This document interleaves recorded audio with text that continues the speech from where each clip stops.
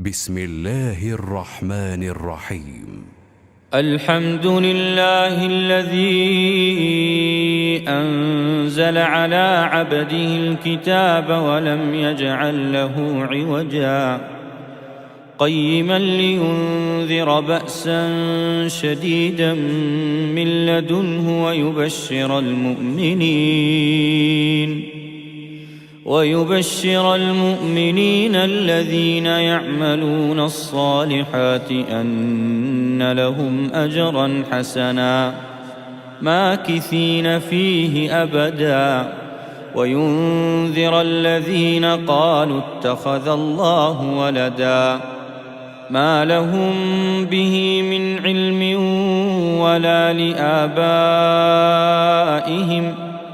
كبرت كلمة تخرج من أفواههم إن يقولون إلا كذبا فلعلك باخع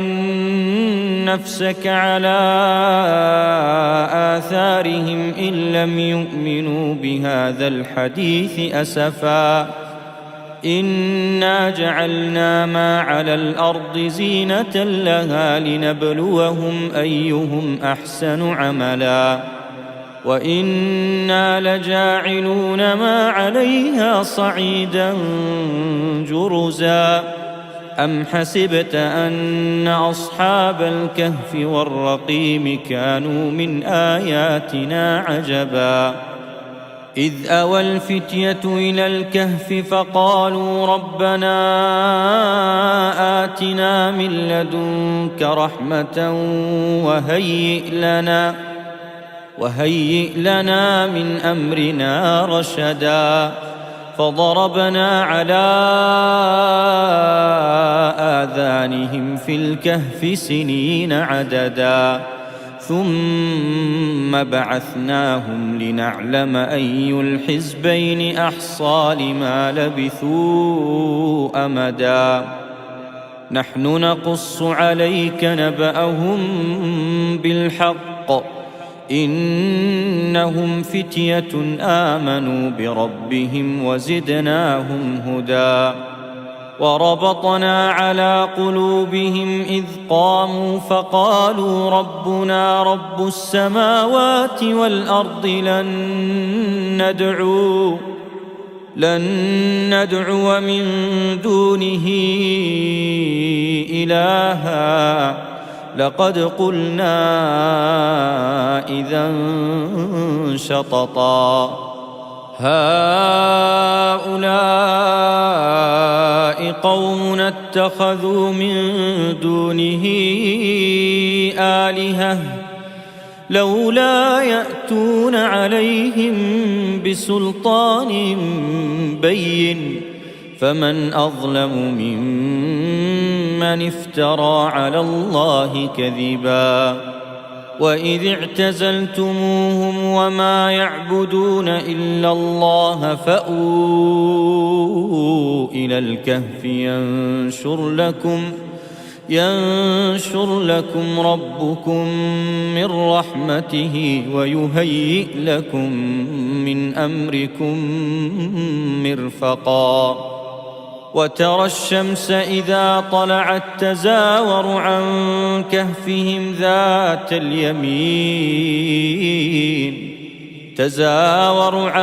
كهفهم ذات اليمين وإذا غربت تقرضهم ذات الشمال وهم في فجوة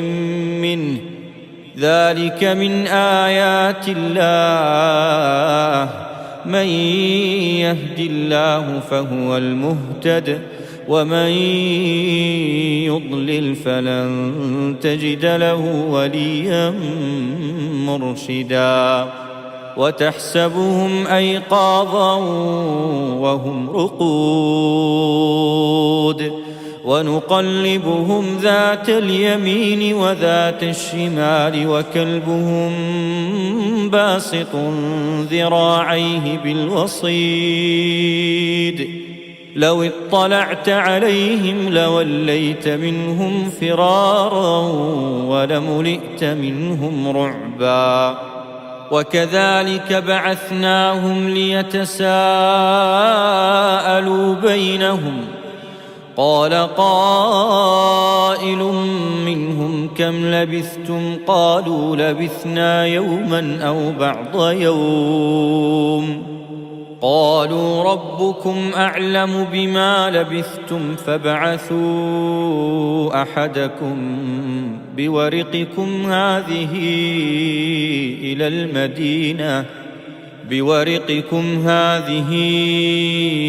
إلى المدينة فلينظر أيها أزكى طعاما فليأتكم برزق منه وليتلطف ولا يشعرن بكم أحدا إنهم إن يظهروا عليكم يرجموكم أو يعيدوكم في ملتهم ولن تفلحوا إذن أبدا وكذلك أعثرنا عليهم ليعلموا أن وعد الله حق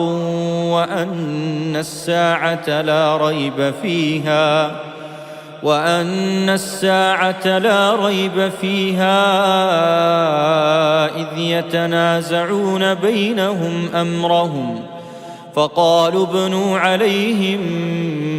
بنيانا ربهم أعلم بهم قال الذين غلبوا على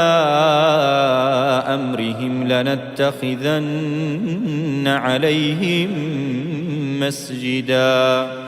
سيقولون ثلاثة رابعهم كلبهم ويقولون خمسة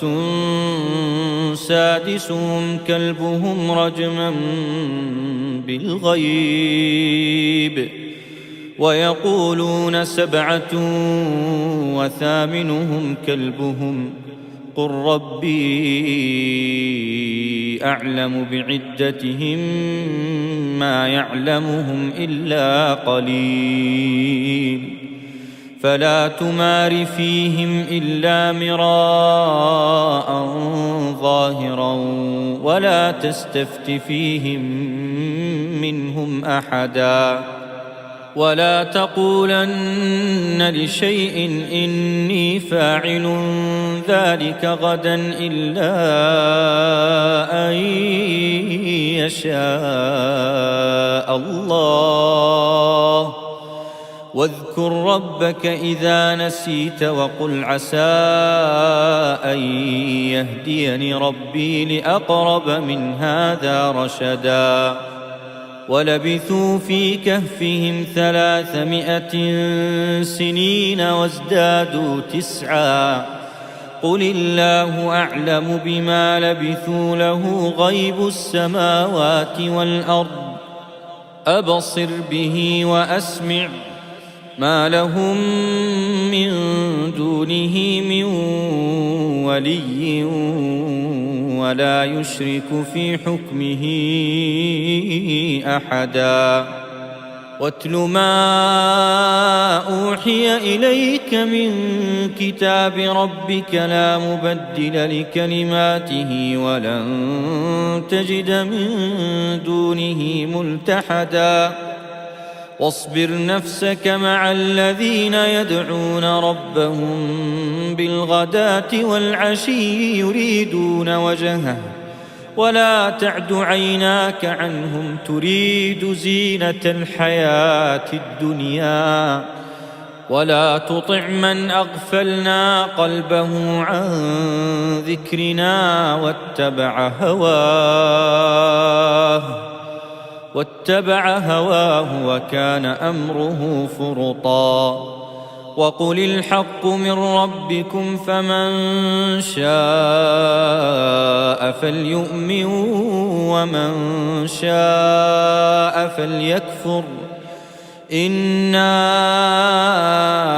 أعتدنا للظالمين نارا أحاط بهم سرادقها وإن يستغيثوا يغاثوا بماء كالمهل يشوي الوجوه بئس الشراب وساءت مرتفقا إن الذين آمنوا وعملوا الصالحات إنا لا نضيع أجر من أحسن عملا أولئك لهم جنات عدن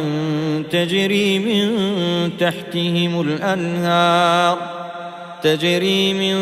تحتهم الأنهار يحلون فيها من أساور من ذهب ويلبسون ثيابا خضرا من سندس واستبرق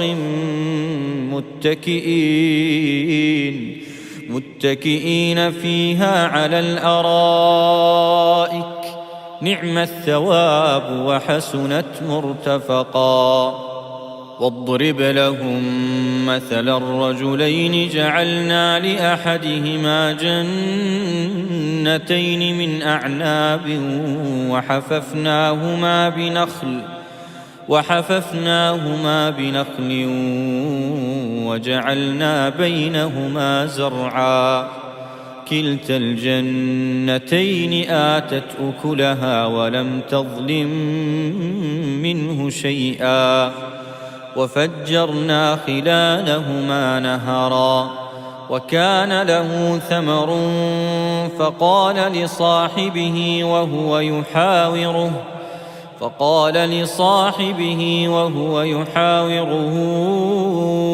أنا أكثر منك مالا وأعز نفرا ودخل جنته وهو ظالم لنفسه قال ما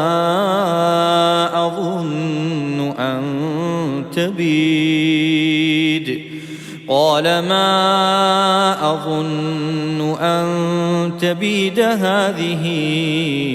أبدا وما أظن الساعة قائمة ولئن رددت إلى ربي لأجدن خيرا منها منقلبا قال له صاحبه وهو يحاوره أكفرت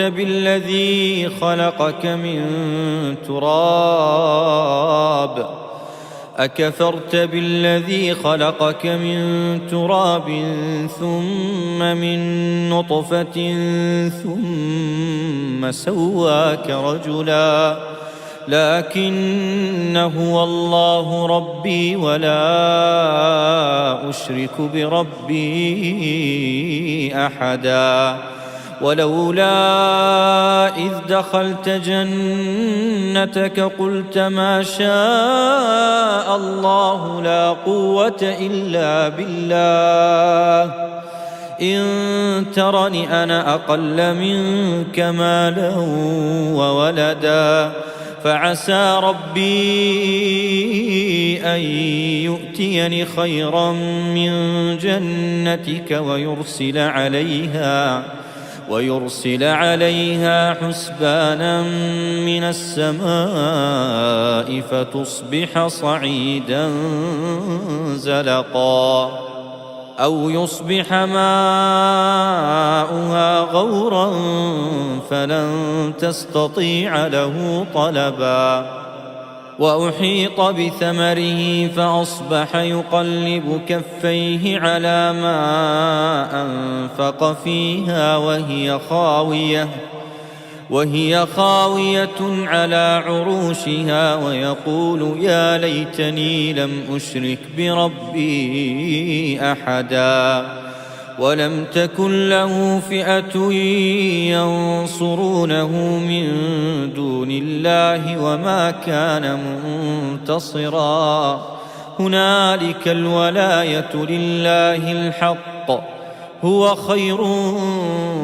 ثوابا وخير عقبا واضرب لهم مثل الحياة الدنيا كماء إن أنزلناه من السماء فاختلط به نبات الأرض فأصبح هشيما تذروه الرياح وكان الله على كل شيء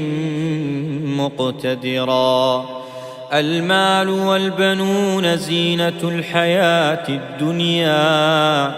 والباقيات الصالحات خير عند ربك ثوابا وخير أملا. ويوم نسير الجبال وترى الأرض بارزة وحشرناهم فلم نغادر منهم أحدا وعرضوا على ربك صفا لقد جئتمونا كما خلقناكم أول مرة بل زعمتم أن لن نجعل لكم موعدا. ووضع الكتاب فترى المجرمين مشفقين مما فيه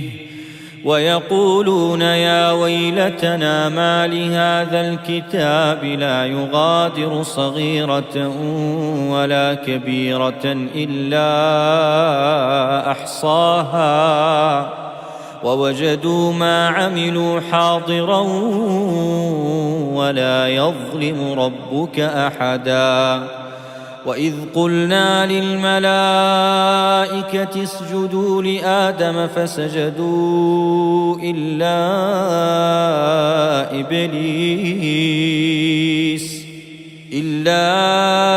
إبليس كان من الجن ففسق عن أمر ربه أفتتخذونه وذريته أولياء من دوني وهم لكم عدو بئس للظالمين بدلا. ما أشهدتهم خلق السماوات والأرض ولا خلق أنفسهم وما كنت متخذ المضلين عضدا. ويوم يقول نادوا شركائي الذين زعمتم فدعوهم فلم يستجيبوا لهم وجعلنا بينهم موبقا. ورأى المجرمون النار فظنوا أنهم مواقعوها ولم يجدوا عنها مصرفا. ولقد صرفنا في هذا القرآن للناس من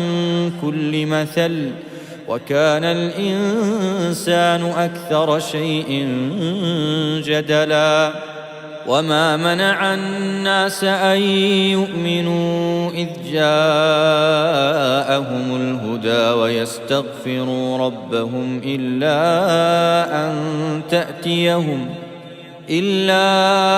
أن تأتيهم سنة الأولين أو يأتيهم العذاب قبلا.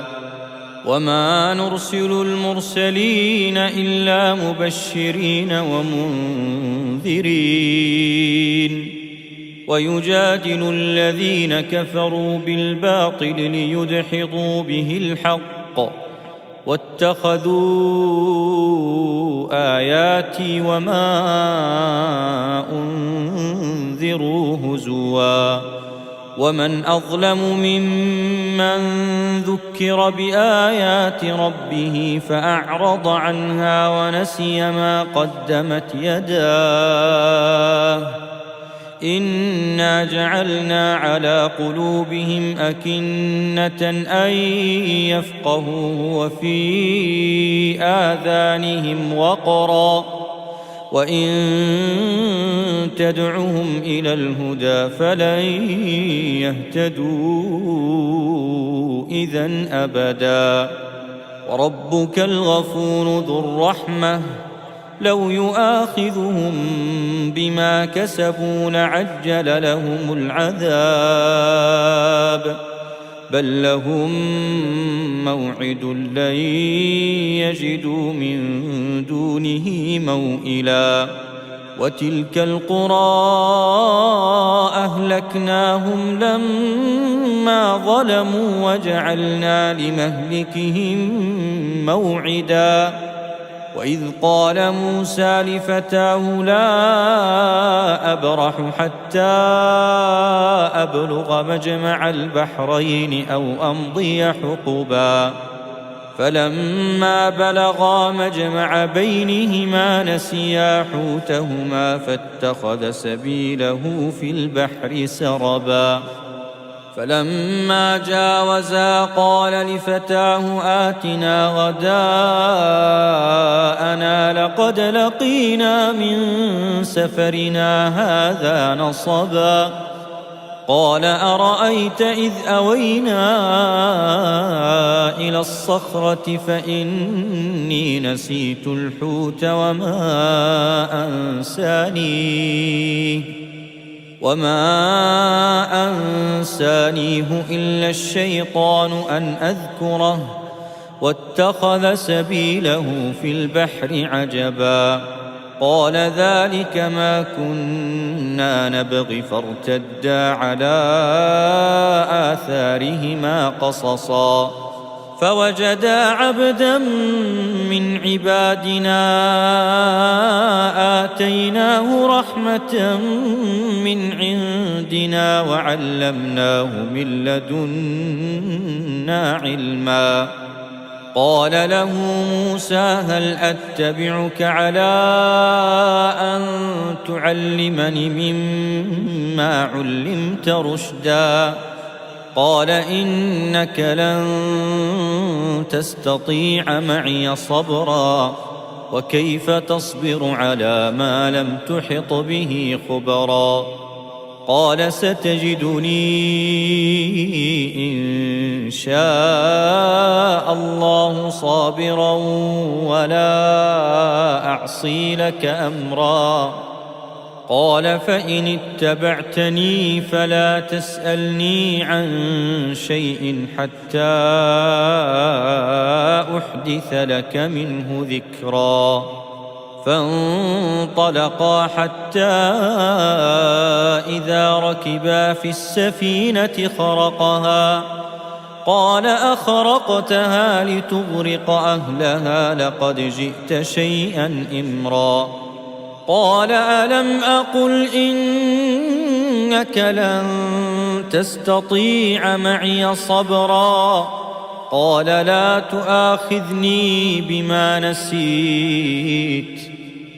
لا تؤاخذني بما نسيت ولا ترهقني من أمري عسرا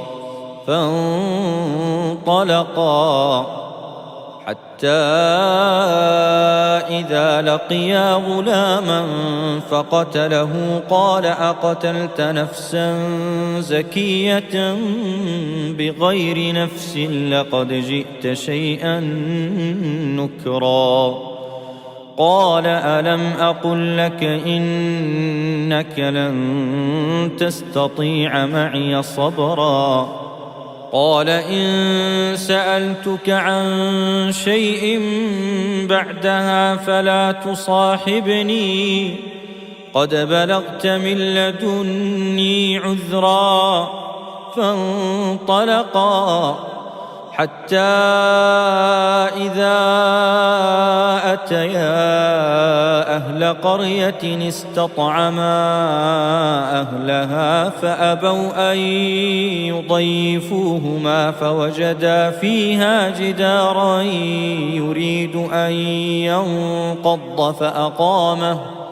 قال لو شئت لاتخذت عليه أجرا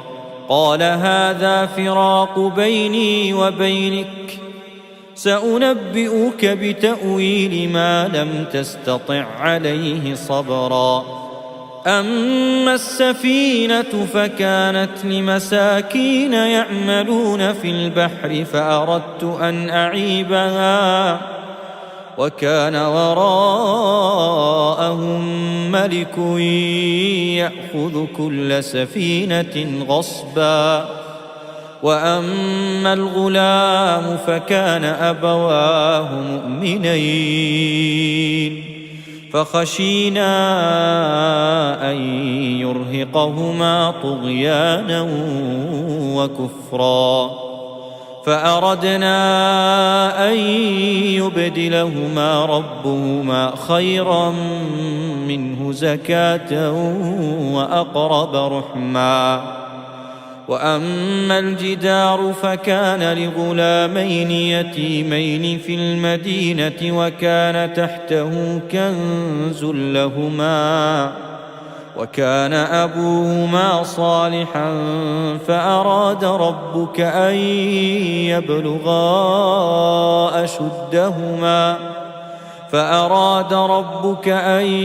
يبلغا أشدهما ويستخرجا كنزهما رحمة من ربك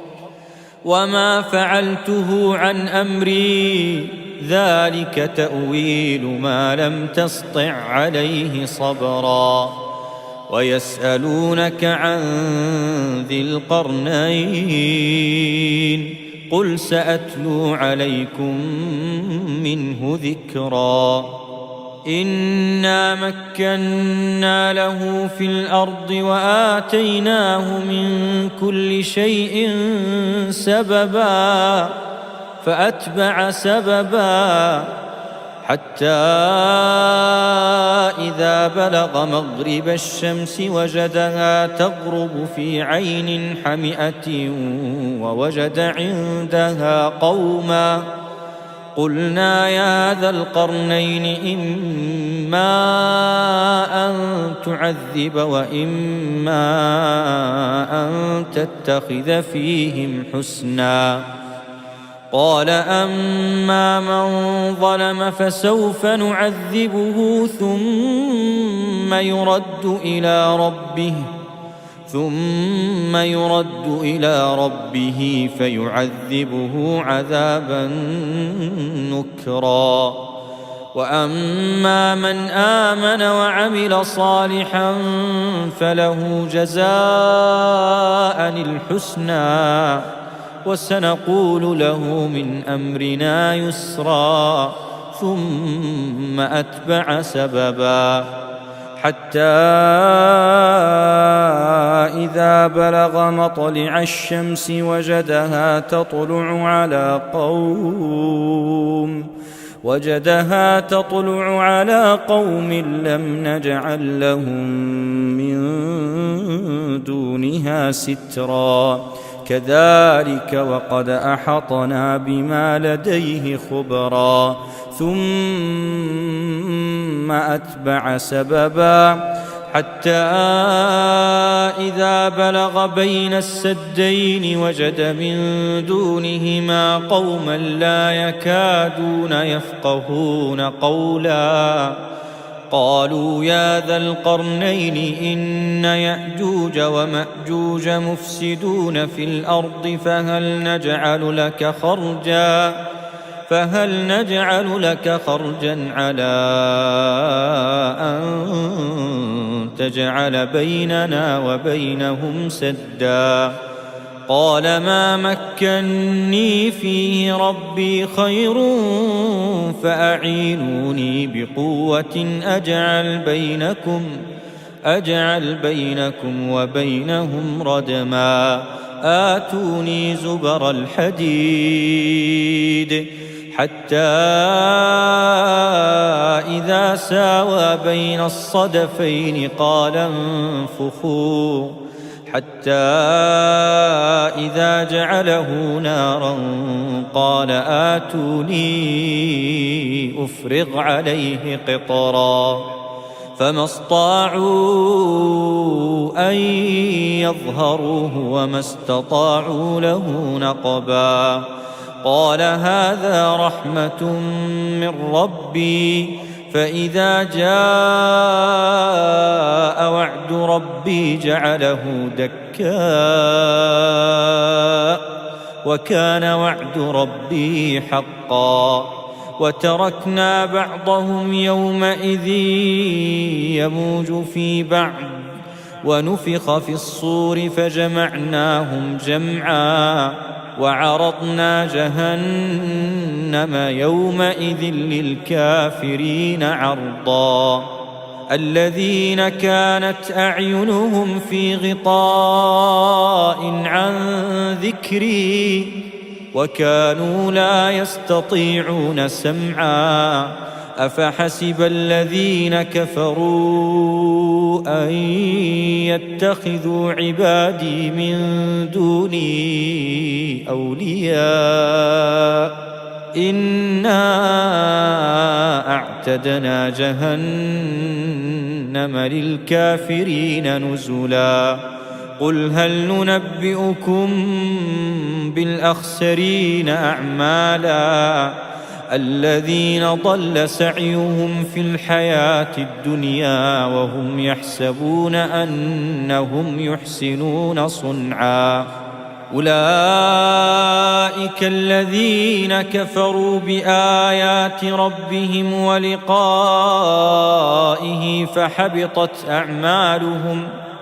فحبطت أعمالهم فلا نقيم لهم يوم القيامة وزنا ذلك جزاؤهم جهنم بما كفروا واتخذوا آياتي ورسلي هزوا إن الذين آمنوا وعملوا الصالحات كانت لهم جنات الفردوس نزلا خالدين فيها لا يبغون عنها حولا قل لو كان البحر مدادا لكلمات ربي لنفد البحر قبل أن تنفد كلمات ربي ولو جئنا بمثله مددا قل إنما أنا بشر مثلكم يوحى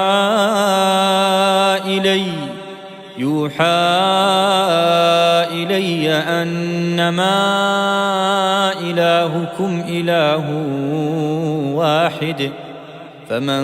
كان يرجو لقاء ربه فليعمل عملا